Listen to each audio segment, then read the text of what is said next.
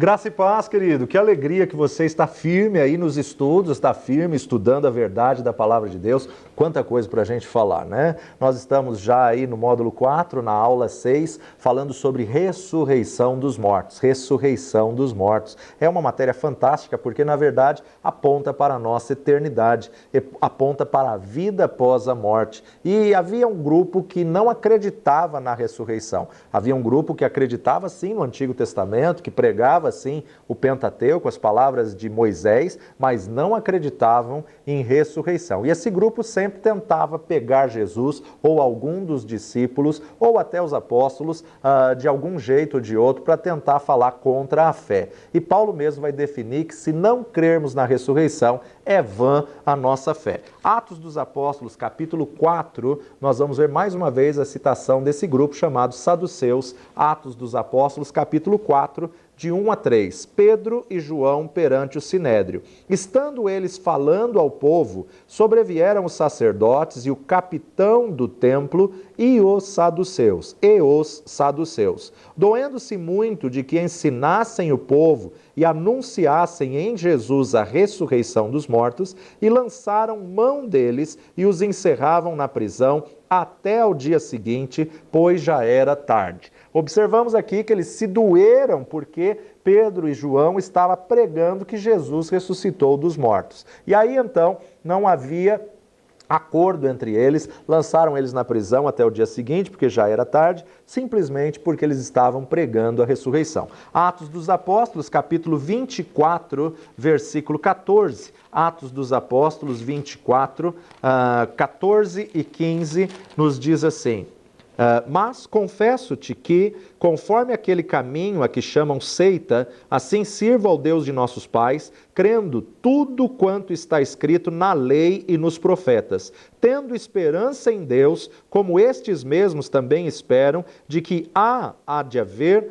a ressurreição de mortos, tanto dos justos como dos injustos. Observamos aqui Paulo definindo que vai haver sim a ressurreição dos mortos, tanto do salvo quanto do ímpio, tanto do justo como do injusto, mas são ressurreições em tempos diferentes e para lugares diferentes. O santo vai ser ressuscitado, vai ser ressurreto para a eternidade com Deus, e o ímpio, o pecador, ele vai ser ressurreto para a condenação eterna. É bem verdade que o salvo ele vai ser ressurreto e vai receber um corpo glorificado. Por quê? Porque o corpo voltou a pó, diluiu, destruiu tudo, e nós, os que estivermos vivos, seremos transformados nas nuvens e receberemos esse corpo glorificado para suportar a glória de Deus, para suportar aí justamente a eternidade. Um corpo que não envelhece, um corpo que na verdade não tem doença, não tem enfermidade, não tem ruga,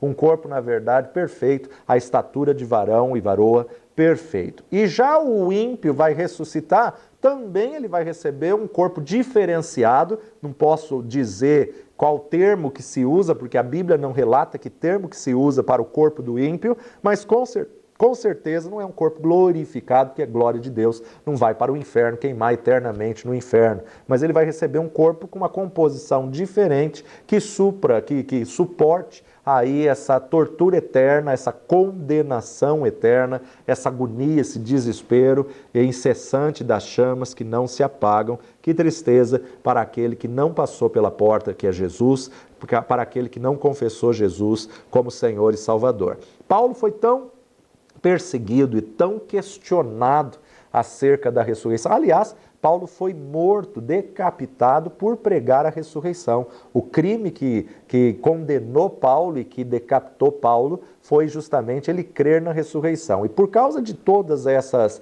perseguições, questionamentos e afrontas que Paulo passou, ele até dedicou um capítulo inteiro da carta aos Coríntios só para explicar a ressurreição. Mas antes de lermos esse capítulo, vamos ver o que Paulo fala aos irmãos de Filipenses. Filipenses capítulo 3, verso 10 e 11. Filipenses 3,10 nos diz: para conhecê-lo e a virtude da sua ressurreição e a comunicação de suas aflições, sendo feito conforme a sua morte, para ver se, de alguma maneira, eu possa chegar à ressurreição dos mortos. Paulo escreve aqui todas as epístolas que ele escreveu, ele sempre cita, ele sempre acreditou na ressurreição dos mortos. Mas vamos para o capítulo que ele explica completamente a questão da ressurreição. 1 Coríntios, capítulo 15. 1 Coríntios, capítulo 15, Paulo nos diz assim: a ressurreição.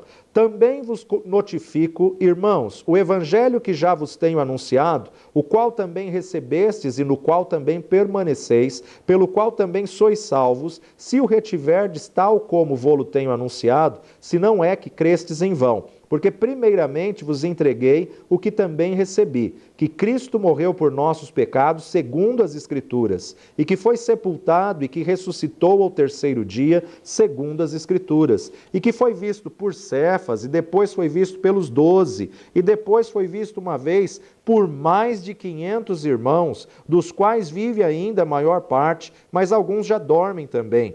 Depois foi visto por Tiago, depois por todos os apóstolos, e por derradeiro de todos, me apareceu também a mim como a um abortivo, porque eu sou o menor dos apóstolos, que não sou digno de ser chamado apóstolo, pois que persegui a igreja de Deus. Mas pela graça de Deus sou o que sou, e a sua graça para comigo não foi vã. Antes trabalhei muito mais do que todos eles, todavia não eu, mas a graça de Deus que está comigo. Então, ou seja eu, ou sejam eles, assim pregamos e assim haveis crido. Ora, se prega que Cristo ressuscitou dos mortos, como dizem alguns dentre vós que não há ressurreição de mortos? E se não há ressurreição de mortos, também Cristo não ressuscitou. E se Cristo não ressuscitou, logo é vã a nossa pregação e também é vã a vossa fé. E assim somos também considerados como falsas testemunhas de Deus, pois testificamos de Deus que ressuscitou a Cristo, ao qual, porém, não ressuscitou se na verdade os mortos não ressuscitam. Porque se os mortos não ressuscitam, também Cristo não ressuscitou. E se Cristo não ressuscitou, é vã a vossa fé e ainda permaneceis nos vossos pecados. E também os que dormiram em Cristo estão perdidos. E se esperamos em Cristo só nesta vida, somos os mais miseráveis de todos os homens. Mas agora Cristo ressuscitou dos mortos e foi feito as primícias dos que dormem. Porque assim como a morte veio por um homem, também a ressurreição dos mortos veio por um homem. Porque assim como todos morrem em Adão, assim também todos serão vivificados em Cristo. Mas cada um por sua ordem. Cristo as primícias, depois os que são de Cristo na sua vinda. Depois virá o fim, quando tiver entregado o reino de Deus ao Pai, e quando houver aniquilado todo o império e toda a potestade e força, porque convém que reine até que haja posto a todos os inimigos debaixo de seus pés. Ora, o último inimigo que há de ser aniquilado é a morte, porque todas as coisas sujeitou debaixo de seus pés. Mas quando diz que todas as coisas lhe estão sujeitas, claro está que se excetua aquele que a sujeitou todas as coisas. E quando todas as coisas lhe estiverem sujeitas, então também o mesmo Filho se sujeitará àquele que todas as coisas lhe sujeitou, para que Deus seja tudo em todos. De outra maneira, que farão os que se batizam pelos mortos, se absolutamente os mortos não ressuscitam? Por que se batizam eles então pelos mortos? Porque estamos nós também a toda hora em perigo? Eu protesto que cada dia morro gloriando-me em vós, irmãos, por Cristo Jesus, nosso Senhor. Se, como homem combatia em Éfeso contra as bestas, que me aproveita isso se os mortos não ressuscitam?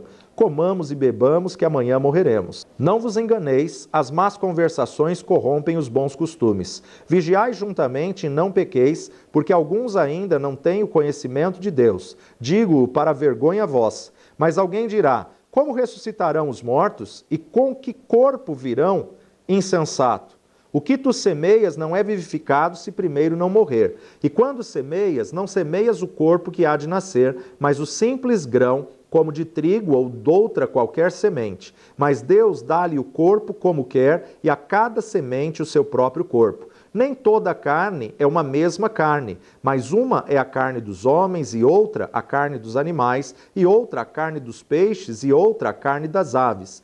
E há corpos celestes e corpos terrestres, mas uma é a glória dos celestes e outra a dos terrestres. Uma é a glória do sol e outra a glória da lua e outra a glória das estrelas, porque uma estrela difere em glória de outra estrela. Assim também a ressurreição dos mortos. Semeia-se o corpo em corrupção, ressuscitará em incorrupção. Semeia-se em ignomínia e ressuscitará em glória. Semeia-se em fraqueza e ressuscitará com vigor. Semeia-se corpo animal e ressuscitará corpo espiritual. Se há corpo animal, há também corpo espiritual. Assim está também escrito: o primeiro homem, Adão, foi feito alma vivente, e o último Adão em espírito vivificante. Mas não é primeiro o espiritual, senão o animal, e depois o espiritual. O primeiro homem da terra é terreno. O segundo homem, o Senhor, é do céu. Qual o terreno, tais são também os terrenos. E qual o celestial,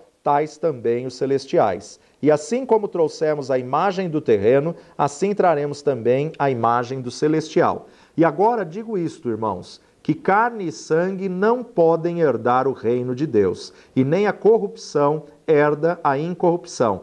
Eis aqui vos digo um mistério. Na verdade, nem todos dormiremos, mas todos seremos transformados. Num momento, num abrir e fechar de olhos, ante a última trombeta, porque a trombeta soará e os mortos ressuscitarão incorruptíveis e nós seremos transformados. Porque convém que isto que é corruptível se revista da incorruptibilidade e que isto que é mortal se revista da imortalidade. E quando isto que é corruptível se revestir da incorruptibilidade e isto que é mortal se revestir da imortalidade, então cumprir-se-á a palavra que está escrita: tragada foi a morte na vitória.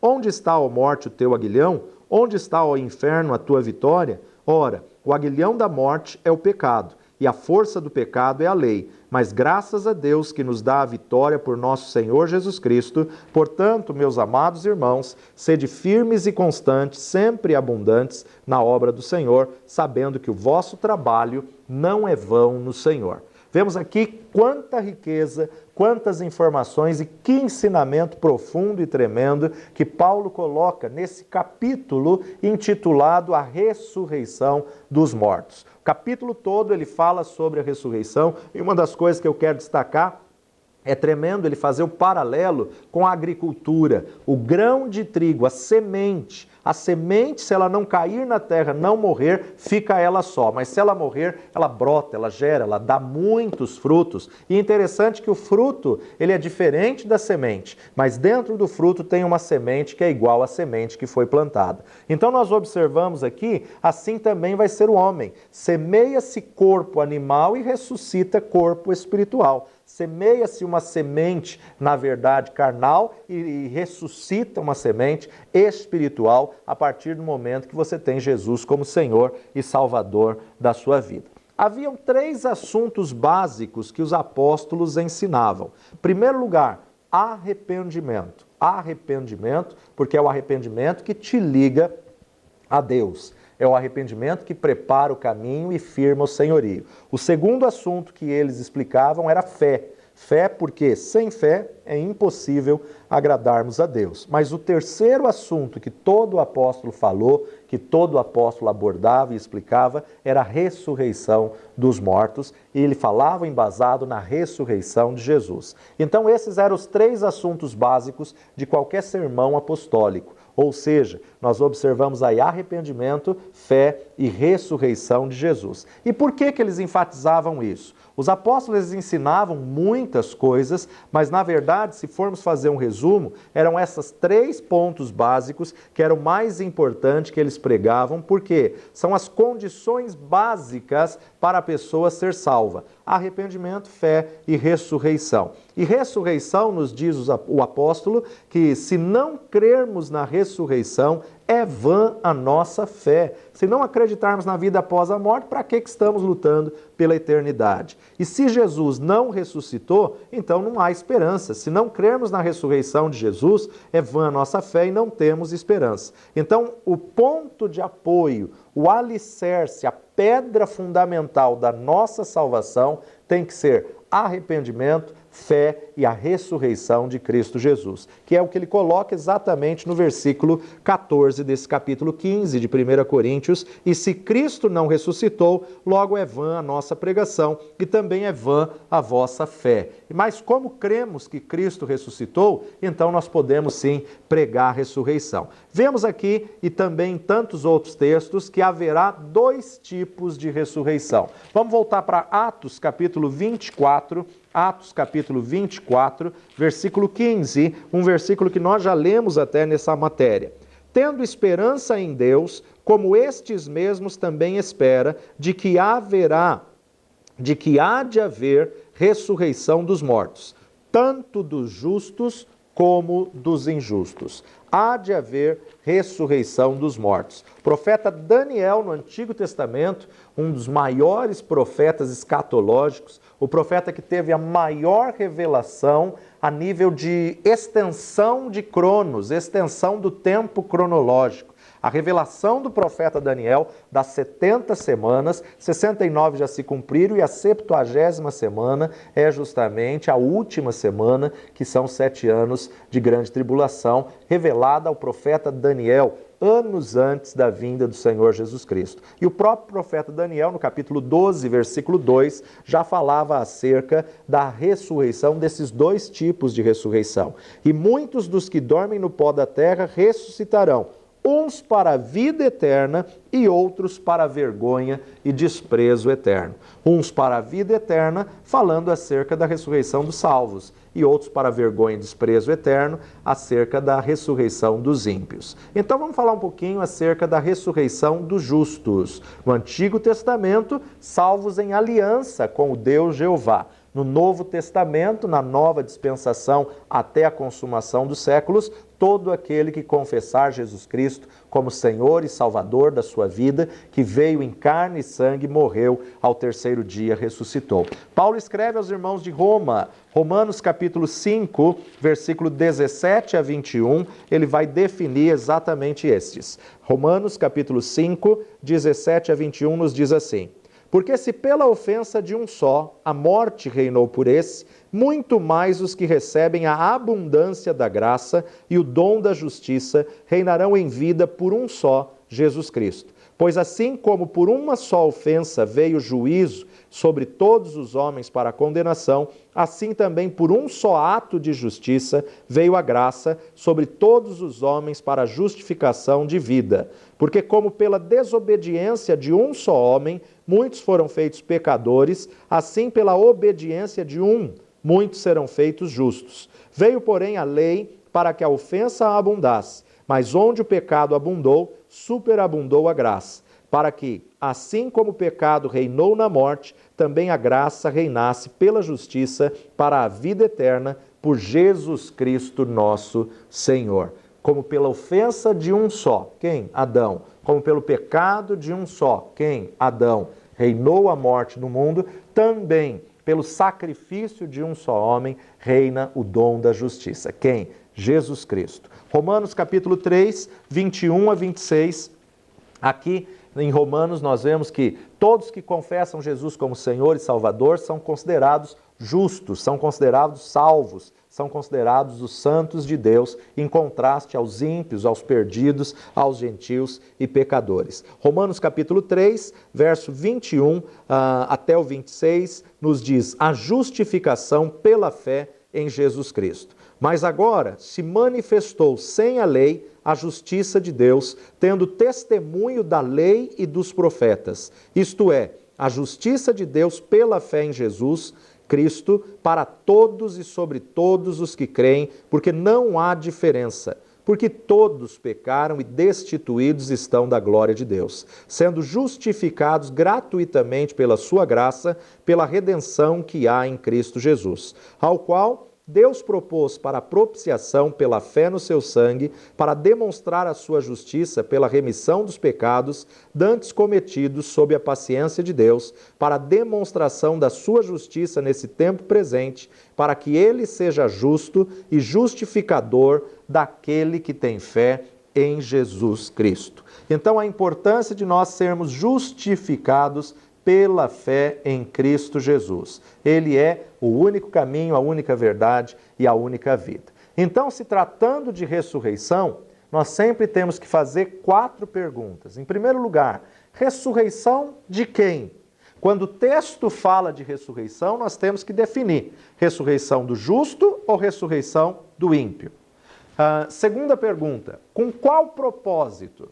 Para a vida eterna ou para tormento eterno? Para quê que vai ressuscitar? Quem vai ressuscitar e para quê? A terceira pergunta que nós temos que falar é em se tratando de ressurreição. Quando? Quando? Quando será? Os mortos ressuscitarão primeiro e depois nós que estivermos vivos. E no fim, nós vamos ver a ressurreição do ímpio. E a quarta pergunta, como será? Como se dará? Então sempre faça essas perguntas para você poder esclarecer essa pedra fundamental da ressurreição dos mortos. Ressurreição do justo. Quem que vai ressuscitar? O justo. Ou aquele que tinha aliança com Deus no Antigo Testamento, porque todo o Antigo Testamento as pessoas eram salvas pela aliança, ou aquele que aceitou a Jesus como Senhor e Salvador no Novo Testamento. No Novo Testamento, todo aquele que não aceitou a Jesus como Senhor da sua vida, infelizmente, a realidade é inferno, inclusive o judeu. Essa foi a conversa de Jesus com Nicodemos. Agora não tem mais nenhum privilégio só o ser judeu. Necessário vos é nascer de novo. Necessário é nascer da água, o nascer natural, a bolsa d'água que se rompe, como nós já vimos aqui em uma das nossas matérias, e nascer do Espírito. O que é nascer do Espírito? É quando o Espírito Santo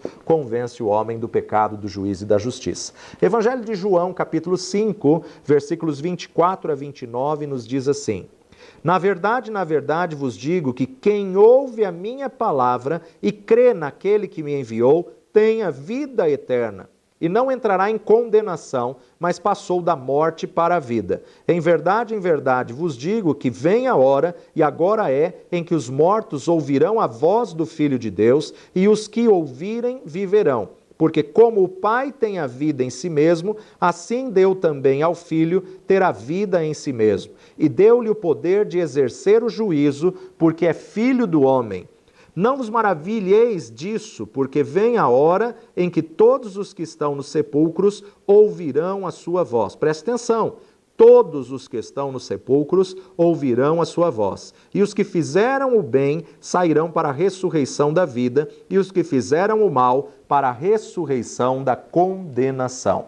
A palavra de Deus, aqui Jesus está falando acerca que todos vão ouvir, todos que estão no sepulcro, todos os mortos vão ouvir a sua voz. Uns ressuscitarão para a vida e outros ressuscitarão para a condenação. Temos que entender que o primeiro, a primícia, a primazia do que ressuscitou para a eternidade foi Jesus Cristo, porque ele tem que ser a primícia de todas as coisas. Aí talvez você fale, mas espera aí, não houve outras ressurreições antes de Jesus? Sim, o termo está escrito como ressurreição, como um milagre natural, como um milagre extraordinário, sobrenatural, que aconteceu nessa terra, mas o termo mais correto seria reviveu. Por quê? Porque ele voltou à vida e passaram-se alguns anos, morreu novamente. Isso foi o que aconteceu muito no ministério de Jesus, no caso do filho da viúva de Naim, o filho da viúva de Naim, no caso de Lázaro, no caso a filha de Jairo,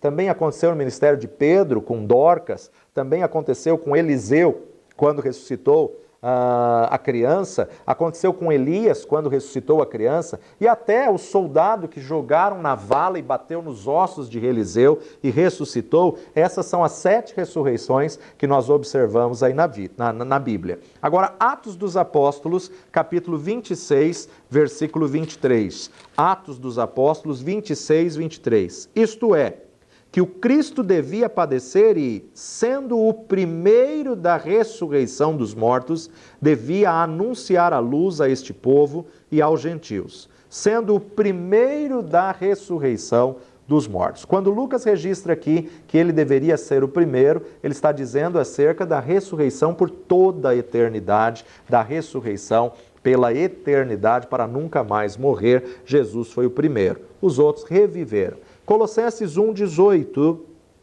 E ele é a cabeça do corpo da igreja, é o princípio, é o primogênito dentre os mortos, para que em tudo tenha a preeminência. Em tudo, em todas as coisas, Jesus tem que ter a preeminência. 1 de Coríntios, capítulo 15, o capítulo da ressurreição, que Paulo vai escrever só para explicar sobre a ressurreição, como já lemos. Vamos direto ao verso 20. Verso 20 nos diz assim: mas agora Cristo ressuscitou dos mortos e foi feito as primícias dos que dormem. Feito as primícias. Então ele tem a preeminência, ele é a primícia, a primazia, ele tem que ser o primeiro em todas as coisas. E mesmo agora, não é do aspecto de ressurreição comum, de voltou a viver e depois passou um tempo e morreu. Não. Jesus Cristo não reviveu, Jesus Cristo ressuscitou para a eternidade,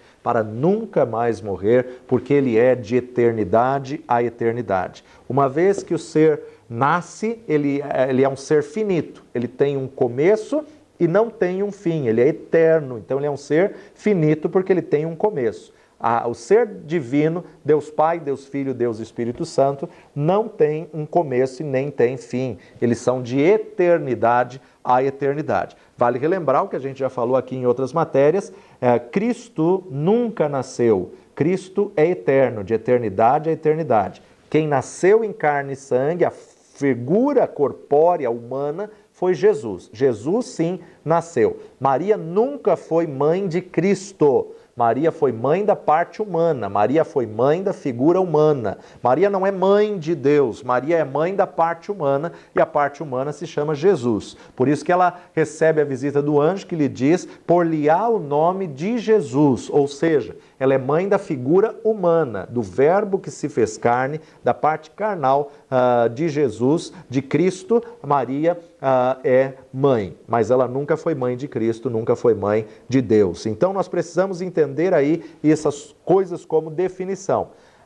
Princípio ou primícia ou primazia representava o primeiro de muitos, representa o primeiro de muitos. Cristo foi o primeiro para garantir a nós que aquele que crer nele, assim como ele morreu e ressuscitou, aquele que depositar a sua fé nele também vai ressuscitar. Haviam muitas heresias naquela época, como também há nos dias de hoje, e estavam ensinando naquela época que não existia ressurreição e que Cristo não tinha ressuscitado. Que na verdade os discípulos tinham escondido o corpo de Cristo, os discípulos tinham sumido com o corpo. Um tremendo engano e uma tremenda bobagem, porque na verdade ele venceu a morte. E por que ele venceu a morte? Porque nele não tinha pecado. O salário do pecado é a morte. Ele não tinha esse salário para receber. Ele não tinha essa paga a receber porque ele nunca pecou. Ele se fez pecado, mas não pecou. 1 Coríntios capítulo 15, versos 12 a 14, ora, se prega que Cristo ressuscitou dos mortos, como dizem alguns dentre vós que não há ressurreição de mortos? E se não há ressurreição de mortos, também Cristo não ressuscitou. E se Cristo não ressuscitou, logo é vã a nossa pregação e também é vã a vossa fé. Então Paulo está falando aqui acerca da ressurreição dos mortos, confrontando aqueles que não acreditavam na ressurreição. E Paulo fala que se não há ressurreição dos mortos, então para que pregarmos?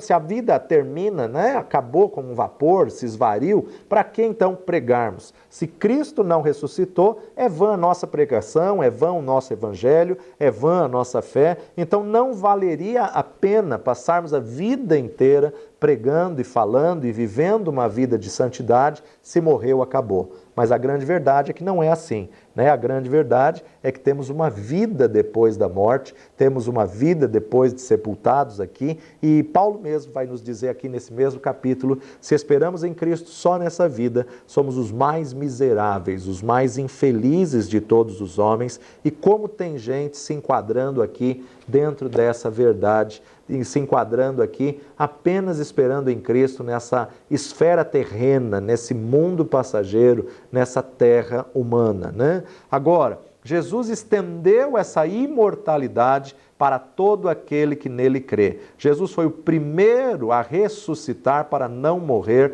nunca mais. Agora, embora sejamos salvos, embora tenhamos a vida eterna, ainda podemos sim passar pela morte física.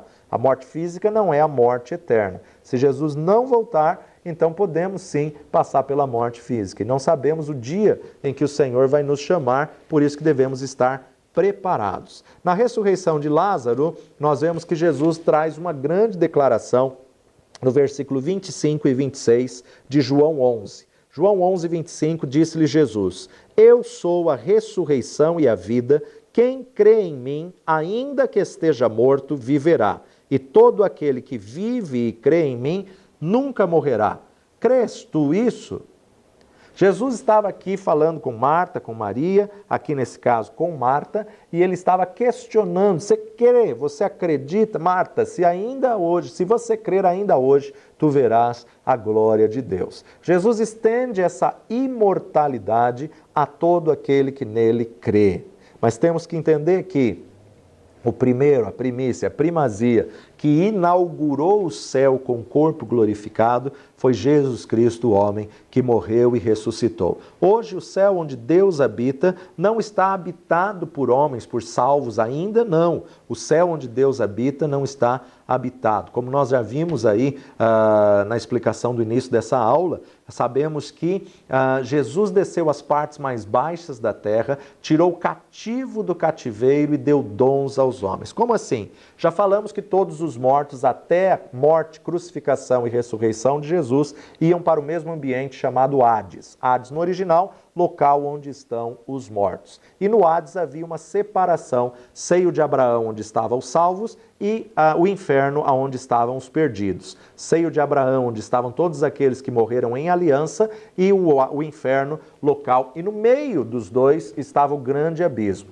o inferno onde estava todo aquele que não tinha aliança. Jesus desceu às partes mais baixas da terra, como Paulo explica aos irmãos de Éfeso, e ele desceu e pregou ali. Agora, temos que entender uma coisa, isso é muito importante para você guardar na sua memória. Jesus pregou não para salvação.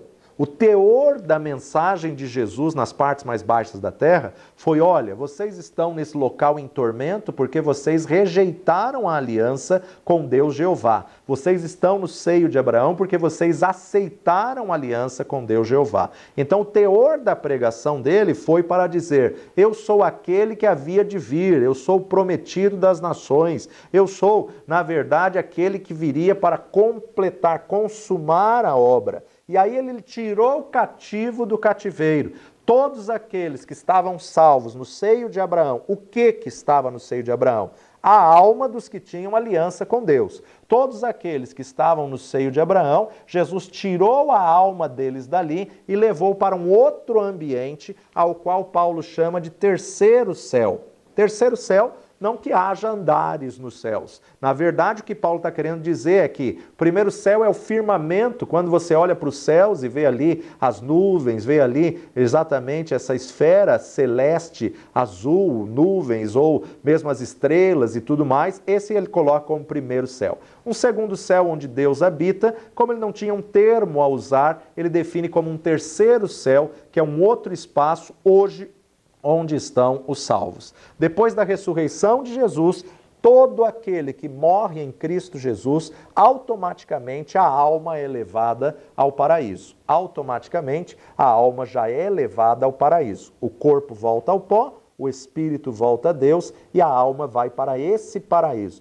A alma ainda não está nos céus onde Deus habita, senão não haveria necessidade de ressurreição. Se já estivesse com Deus, não havia importância da ressurreição. Agora, o único que inaugurou o céu, já com o corpo glorificado e está no céu onde Deus habita, é Jesus Cristo, com anjos, arcanjos, querubins, exércitos celestiais. Ele está nos céus onde Deus habita. Então o céu ainda não é habitado pelo homem, só Jesus que está lá com Deus e com os seres celestiais. Agora, qualquer um que morre em Cristo hoje, automaticamente a alma é levada para o céu, e esse céu onde estão todos os salvos, e a alma que vai para ali, e a alma está consciente. A alma, na verdade, tem lembranças. A alma, na verdade, ela sabe o que aconteceu, ela sabe o que vai acontecer, e muitas pessoas me questionam dizendo: mas escuta, e aquele que souber que um ente querido não subiu? E aquele que souber que um filho não subiu, ou que um pai não subiu, que um irmão não subiu.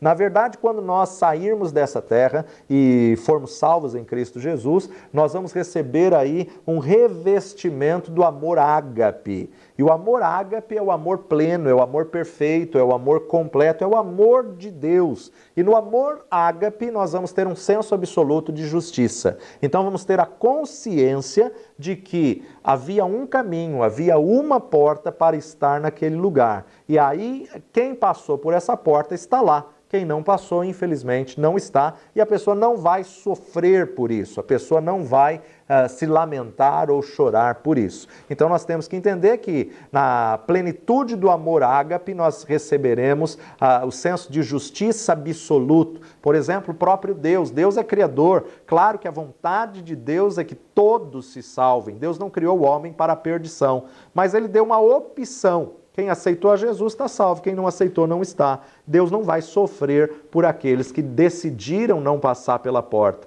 Deus não vai sofrer, por mais que Ele ame a humanidade, e aqui está um segredo, porque muitos pensam que por Deus ser amor, no final Ele vai salvar todo mundo. Tremendo engano e uma tremenda mentira de Satanás. Então nós vamos sim ressuscitar. Mas qual o propósito da ressurreição?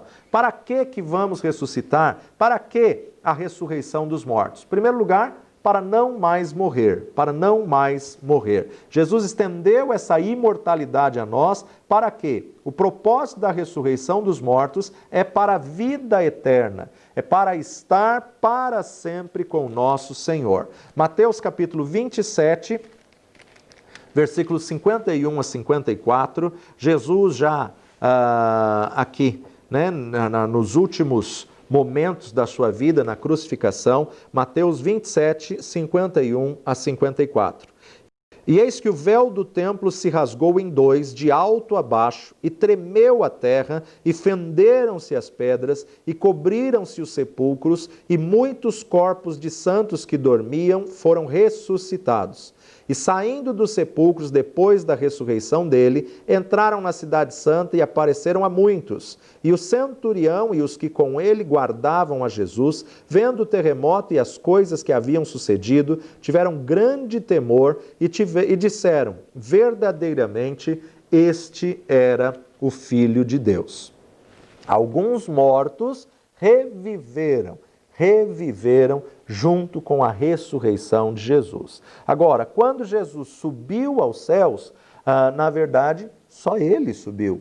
Né? Esses daqui voltaram para a cidade de Jerusalém, voltaram para a cidade santa, e as pessoas viram eles, porque eles tinham morrido ali naquele dia, naquele momento que estava ali, eles voltaram à vida. Agora, Atos dos Apóstolos, capítulo 1, versículo 9 e 10, Atos dos Apóstolos, Lucas vai nos registrar Atos 1, 9 e 10. E quando dizia isto, vendo-o eles, foi elevado às alturas, e uma nuvem o recebeu, ocultando-o a seus olhos. E estando com os olhos fitos nos céus, enquanto ele subia, eis que junto deles se puseram dois varões, vestidos de branco, os quais lhes disseram: varões galileus, por que estáis olhando para o céu? Esse Jesus, que dentre vós foi recebido em cima no céu, há de vir, assim como para o céu o viste ir. Então nós vemos aqui que Jesus entrou nos céus sozinho, foi assunto aos céus, e dois anjos testificaram da promessa do seu retorno. Dois anjos testificaram, dois varões vestidos de branco testificaram da promessa da sua vinda. Ninguém poderia entrar nos céus antes de Jesus. Mais para frente, então, a gente volta a falar onde estão os mortos. Enquanto humano, Jesus não era onisciente, onipresente, onipotente. Como humano, ele era 100% homem. Enquanto humano, seria ilegal se ele tivesse os atributos divinos. Enquanto humano, ele abriu mão da sua glória, ele abriu mão dos seus atributos.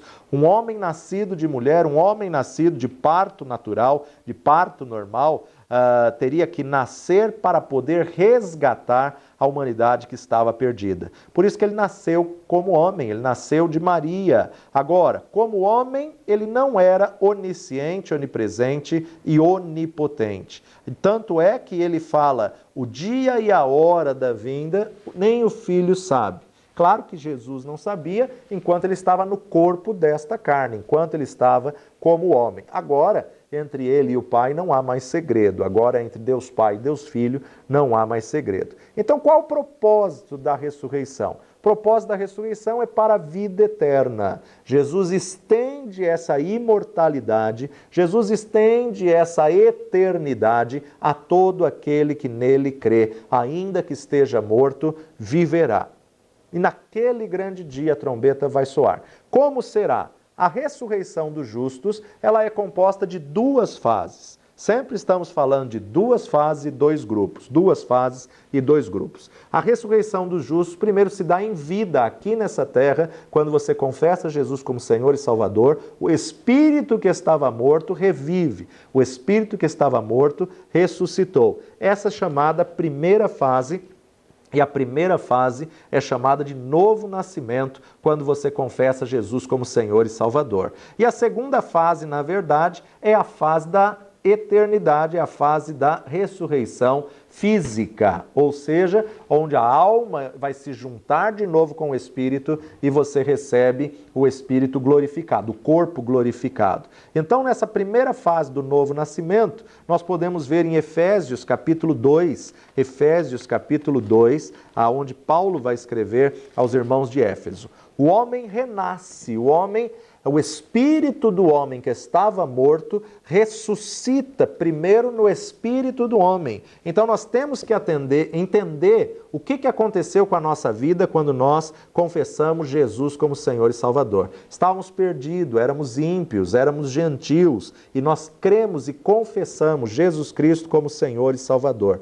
Crer em Jesus nos separa, nos leva para outro grupo. Os justos estão separados dos ímpios por causa do novo nascimento. O que os separa é justamente a confissão de Jesus como Senhor e Salvador. A primeira fase da ressurreição, ela se dá espiritualmente no meu espírito, espiritualmente no seu espírito. O homem estava morto espiritualmente e quando ele confessou Jesus, para ser justo, necessário vos é nascer de novo.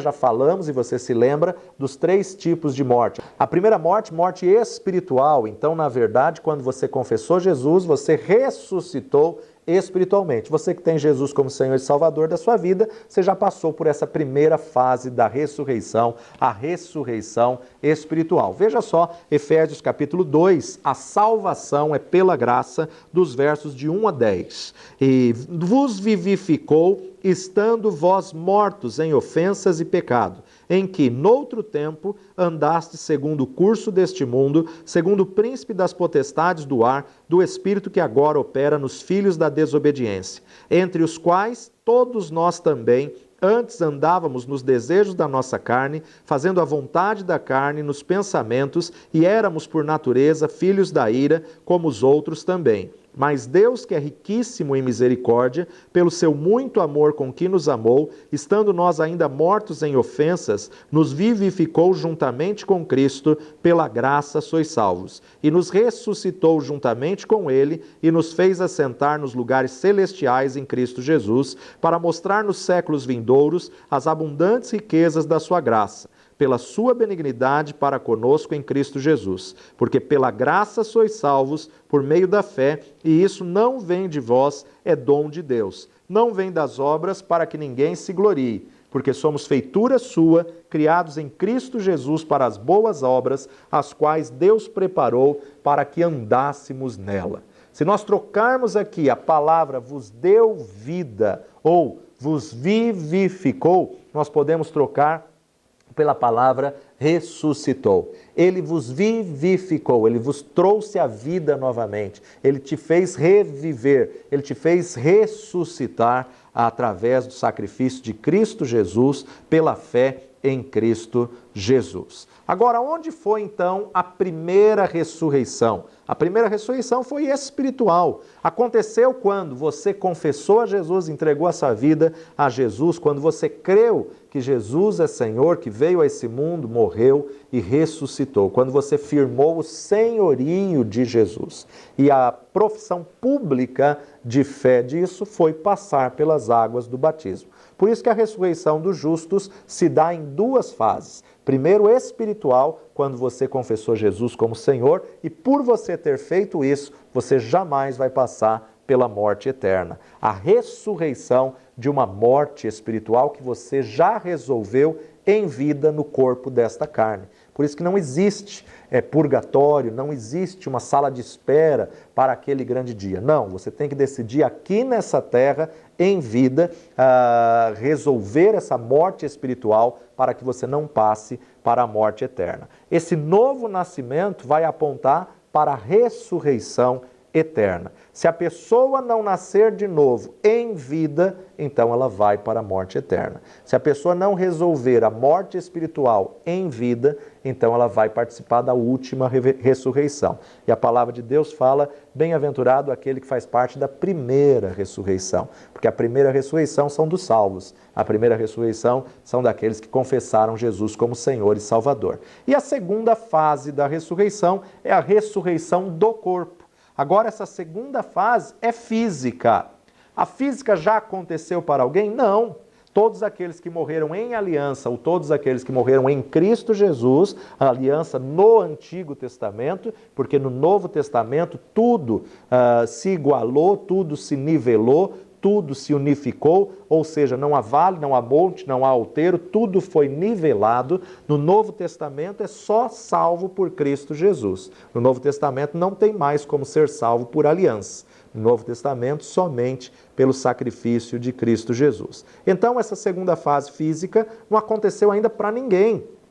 Todos os mortos, desde Abel até a consumação dos séculos, estão aguardando o momento dessa ressurreição. Não aconteceu para nenhum dos personagens bíblicos, só Jesus que está nos céus, fora ele, mais ninguém. Romanos capítulo 8, versículo 22 e 23. Porque sabemos que toda a criação geme e está juntamente com dores de parto até agora, e não só ela, mas nós mesmos que temos as primícias do Espírito, também gememos em nós mesmos, esperando a adoção, a saber, a redenção do nosso corpo. Estamos todos aguardando a adoção, estamos todos aguardando a redenção do nosso corpo. Então, a importância de sabermos que isso ainda não aconteceu para ninguém.